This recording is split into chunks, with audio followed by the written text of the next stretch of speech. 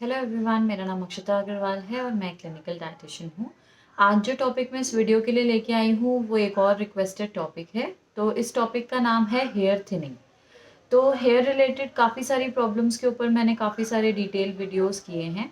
तो hair fall के ऊपर पहले भी मैं वीडियोस कर चुकी हूँ, पर आज हम लोग स्पेसिफिकली हेयर थिनिंग के ऊपर करने वाले हैं वीडियो। तो हेयर थिनिंग से क्या मतलब होता है? देखिए, जब आपका हेयर फॉल बहुत ही एक्सेस होता है तो उसको एलोपेशिया का नाम दिया जाता है, जिसमें आप बॉल्ड पैचेस देख सकते हैं कि आपका एक पूरा सेक्शन ऑफ हेयर जो है वो विजिबली एब्सेंट होता है।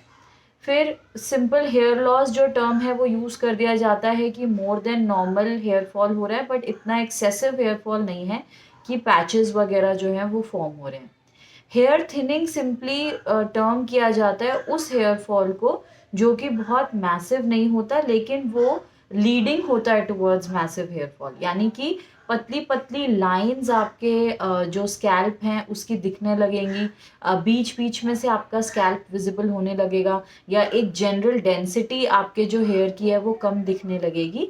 लेकिन एज सच कोई पैचेस या बड़े जो जगहें हैं वो विजिबल नहीं होती, तो उसको हम लोग हेयर थिनिंग बोल देते हैं। तो हेयर थिनिंग के जो कॉजेज़ होते हैं मोस्टली वो मतलब ओवरलैपिंग ही हैं विद जो हेयर लॉस के कॉजेज़ होते हैं, जिसमें हार्मोन इम्बैलेंस इंक्लूडेड है। जो लोग बहुत ज़्यादा स्ट्रेस में रहते हैं, जिनकी स्लीप पूरी नहीं होती, अभी अभी बेबी डिलीवर हुआ है, थायराइड की प्रॉब्लम है, पीसीओडी की प्रॉब्लम है, तो इन सब में भी हेयर थिनिंग होती है। इसके अलावा अगर आप ओरल कॉन्ट्रासेप्टिव पिल्स लेते हैं उसमें भी आपकी हेयर थिनिंग होती है। तो ये सारे हो गए हार्मोन के जो रीजंस हो सकते हैं। इसके अलावा अगर आप बहुत ज़्यादा हार्श हेयर प्रोडक्ट्स यूज़ करते हैं या बहुत ज़्यादा हेयर ट्रीट करते हैं, जैसे स्ट्रेटनिंग कराना या उसको कर्ल कराना या कलर कराना या कोई भी और हेयर ट्रीटमेंट बहुत फ्रीक्वेंट बेसिस पे अगर आप करते हैं, वो भी हेयर थिनिंग का एक कारण बन सकता है। इसके अलावा डाइट डेफिशिएंसीज़ कारण बन सकते हैं। तो ये सब मैंने डिटेल में कवर किया है। मैं लिंक आपको डिस्क्रिप्शन में दे दूँगी। हेयर फॉल के ऊपर मैंने काफ़ी डिटेल वीडियोज़ करे हैं, उन सब के मैं लिंक दे दूँगी। आप उन्हें जाके देख सकते हैं। इन सब रीज़न्स से आप देख सकते हैं इन सब रीज़न्स के बारे में। फिर रीग्रोथ ऑफ हेयर के ऊपर भी मैंने वीडियोज़ करे हैं, जिसके ऊपर मैंने बताया है कि क्या रेमेडीज़ हैं इस हेयर फॉल को डील करने के लिए। सिंपलेस्ट जो रेमेडी है वो मसाज है। फिर मल्टीविटामिन्स आप ले सकते हैं जो डेफिशिएंसीज़ हैं उनको पूरा करने के लिए, या जिन न्यूट्रिएंट्स की डेफिशिएंसी की वजह से हेयर फॉल होता है उनको आप किन फूड से ले सकते हैं। तो रीग्रोथ ऑफ हेयर के ऊपर भी जो मैंने वीडियो करा है लिंक मैं यहाँ पे दे दूँगी। पर आज हम थोड़े से डिफरेंट चीज़ के बारे में बात करने वाले हैं। जैसे कि मैंने आपको बता रही थी कि हार्मोन इम्बैलेंस से हेयर फॉल होता है। तो कुछ ऐसे हार्मोन्स होते हैं जो कि नेचुरली हेयर ग्रोथ को सपोर्ट करते हैं और हेयर फॉल को कम करते हैं। तो आज हम मेल्स के अंदर और फीमेल्स के अंदर इन्हीं हार्मोन्स के बारे में बात करेंगे और उनके फूड सोर्सेज के बारे में बात करेंगे। तो सबसे पहले बात करते हैं फीमेल हेयर फॉल की। तो फीमेल्स के अंदर एक हार्मोन प्रोड्यूस होता है जिसका नाम होता है ईस्ट्रोजन। ईस्ट्रोजन नेचुरली हेयर का जो प्रोडक्शन है, हेयर का जो ग्रोथ है उसको प्रमोट करता है। तो आपने नोटिस करा होगा कि जो भी प्रेग्नेंट फीमेल है उनका जो ईस्ट्रोजन लेवल है वो क्योंकि उस टाइम पे बढ़ जाता है, तो उनके हेयर की क्वालिटी, डेंसिटी और जो हेयर की थिकनेस है, हेयर की जो वॉल्यूम है वो बहुत ज़्यादा इम्प्रूव हो जाती है, बढ़ जाती है। वो सब ईस्ट्रोजन की वजह से होता है। पर जैसे ही बेबी डिलीवर हो जाता है ईस्ट्रोजन के लेवल्स फिर से थोड़े से कम हो जाते हैं। इस वजह से उनको हेयर थिनिंग या हेयर फॉल एक्सपीरियंस होता है। लाइकवाइज जब मेनोपॉज हो जाता है, यानी कि जब पीरियड स्टॉप हो जाते हैं, तब भी ईस्ट्रोजन की परसेंटेज जो है वो बॉडी में ड्रॉप हो जाती है और इस वजह से हेयर फॉल मैसिव जो है वो स्टार्ट हो जाता है, हेयर थिनिंग स्टार्ट हो जाती है। तो कैसे ईस्ट्रोजन के लेवल्स को हम बॉडी में बढ़ा सकते हैं जब वो नेचुरली बॉडी के अंदर नहीं बन रहा या नहीं बढ़ रहा? तो प्लांट्स जो होते हैं उनके अंदर कई ऐसे कंपाउंड्स प्रेजेंट हैं जिनको हम लोग फाइटो ईस्ट्रोजन्स कहते हैं। फाइटो का मतलब है कोई भी चीज़ जो प्लांट से ली जा रही है, और ईस्ट्रोजन इसलिए इसको कहा जाता है क्योंकि ये जो कंपाउंड्स हैं इनका जो स्ट्रक्चर है वो काफ़ी हद तक नेचुरल ईस्ट्रोजन से मिलता है। और इस वजह से ये जो फूड्स हैं, ये जो कंपाउंड्स हैं, इनको खाने की वजह से जो ईस्ट्रोजन के फंक्शंस हमारी बॉडी में हैं उन सब फंक्शंस में हमें बूस्ट मिलता है, फॉर एग्जांपल हेयर ग्रोथ। तो इनके कुछ कॉमन सोर्सेज मैं आपको बता देती हूँ। जैसे अगर आप सोयाबीन या सोयाबीन्स के कोई भी प्रोडक्ट्स खाते हैं, फॉर एग्जांपल टोफू यानी कि सोया का जो पनीर होता है, या फिर आप सोया मिल्क लेते हैं या सोयाबीन एज इट इज़ लेते हैं, तो ये जो है ये नेचुरली एक सोर्स है फाइटो ईस्ट्रोजन्स का, तो जो कि आपके हेयर ग्रोथ को प्रमोट करेगा और हेयर फॉल को कम करेगा। तो जिनकी अभी डिलीवरी हुई है उनके लिए बहुत यूज़फुल है, जिनको मेनोपॉज की प्रॉब्लम है उनके लिए बहुत यूज़फुल है, और जिनको इन जनरल हार्मोन इम्बैलेंस रहता है उनके लिए भी बहुत यूज़फुल है। तो सोयाबीन आप यूज़ कर सकते हैं। फिर जो भी क्रूसीफेरस फैमिली है, यानी कि गोभी और गोभी से रिलेटेड जो वेजिटेबल्स हैं, जैसे कि ब्रोकली हुआ, पत्ता गोभी हुई, फूल गोभी हुई, ये तीनों का इंटेक भी आप कर सकते हैं। सीड्स की अगर हम बात करें तो सीड्स में फ्लैक्स सीड्स यानी अलसी के बीज, या फिर तिल यानी कि सीसम सीड्स, इनका इंटेक भी आप कर सकते हैं। ये भी बहुत रिच होते हैं फाइटो ईस्ट्रोजन्स के अंदर।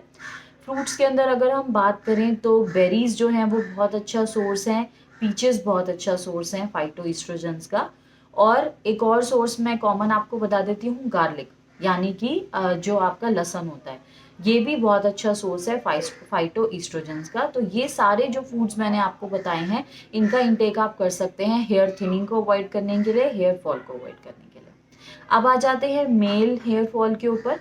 मेल्स के अंदर एक हार्मोन बनता है टेस्टोस्टेरोन, जो कि मेल्स के मैक्सिमम फीचर्स के लिए रिस्पॉन्सिबल होता है।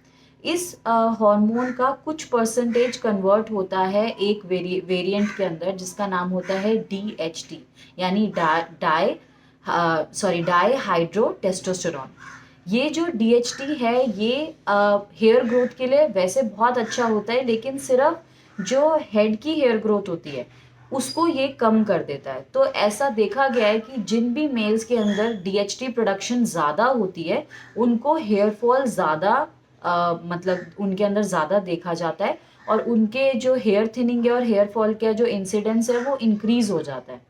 तो DHT बनता क्यों है? जब भी आपका फॉल्टी लाइफस्टाइल होता है, जैसे बहुत ज़्यादा स्ट्रेसफुल लाइफ आप लीड कर रहे हैं, नींद टाइम से पूरी नहीं हो रही, जो आपकी ईटिंग हैबिट्स हैं वो बहुत पुअर हैं, लैक ऑफ एक्सरसाइज है, अल्कोहल बहुत ज़्यादा लेते हैं, बहुत ज़्यादा स्मोकिंग करते हैं, या ड्रग का अगर आप इस्तेमाल करते हैं, तो ये सारी जो चीज़ें हैं ये DHT की प्रोडक्शन बॉडी के अंदर बढ़ा देती है as compare to normal testosterone, और इसकी वजह से हेयर फॉल भी इंक्रीज हो जाता है। तो नेचुरली कुछ ऐसे फूड्स हैं जो DHT की प्रोडक्शन को कम करते हैं, इस वजह से आपकी हेयर थिनिंग को और हेयर फॉल को कम करने में आपकी मदद करते हैं। तो उन फूड्स में 5 कॉमन फूड्स का मैं आपको नाम बताना चाहूँगी। सबसे पहला है ग्रीन टी। ग्रीन टी बहुत इफ़ेक्टिव है DHT को ब्लॉक करने के लिए, देयरफॉर हेयर फॉल को इम्प्रूव करने के लिए, हेयर फॉल में कमी लाने के लिए, हेयर थिनिंग में कमी लाने के लिए। हल्दी यानी टर्मरिक बहुत इफ़ेक्टिव है, वो भी आप यूज़ कर सकते हैं। कोकोनट ऑयल बहुत इफ़ेक्टिव है। कोकोनट ऑयल के अंदर MCTs यानी मीडियम चेन ट्राइग्लिसराइड्स होते हैं, जो कि लॉरिक एसिड से मतलब बनते हैं, और लॉरिक एसिड बहुत एक इफ़ेक्टिव DHT ब्लॉकर है। उसका भी आप कोकोनट ऑयल का भी कुकिंग के अंदर इस्तेमाल कर सकते हैं। नेक्स्ट जो आप यूज़ कर सकते हैं वो है बहुत ही कॉमन फूड यानी अनियन, जो मोस्टली हम लोग यूज़ भी करते हैं।